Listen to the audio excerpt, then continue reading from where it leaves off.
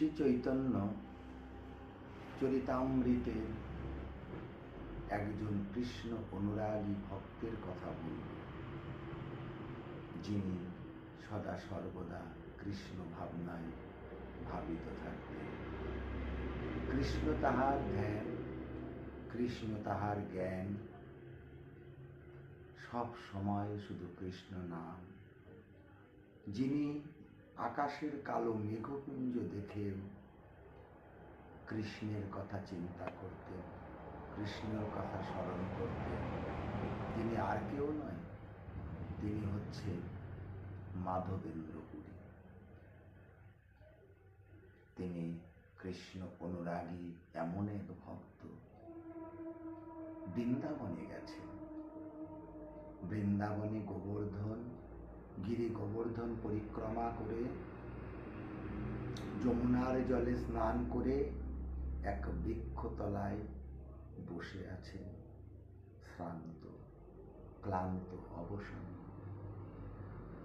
2-3 দিন কোনো কিছু আহার করেনি, ক্ষুধায় তৃষ্ণায় জর্জরিত।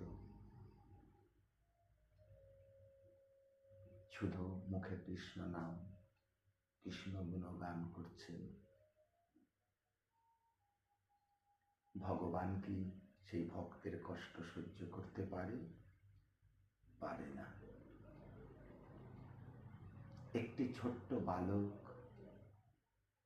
রাখাল বালক, গোয়ালার ছেলে হয়ে এক ভাণ্ড দধি নিয়ে এসেছে, দুধ। বলছে, হে মাধবেন্দ্র পুরী, তুমি এই দুধটা পান করো। তুমি ক্ষুধার্ত। আচ্ছা, তুমি এমন কেন? তুমি কারোর কাছে কোনো কিছু চেয়ে খাও না, তুমি অযাচিত কারোর দ্রব্য গ্রহণ করো না। আচ্ছা, তুমি কার ধ্যান করো সদা সর্বদা? সব সময় তুমি কার ধ্যানে মগ্ন থাকো? আচ্ছা, যাই হোক, তুমি এই দুধটা খেয়ে নাও। আমি এখন গেলাম, আমি পরে এসে ভাণ্ডটা নিয়ে যাব।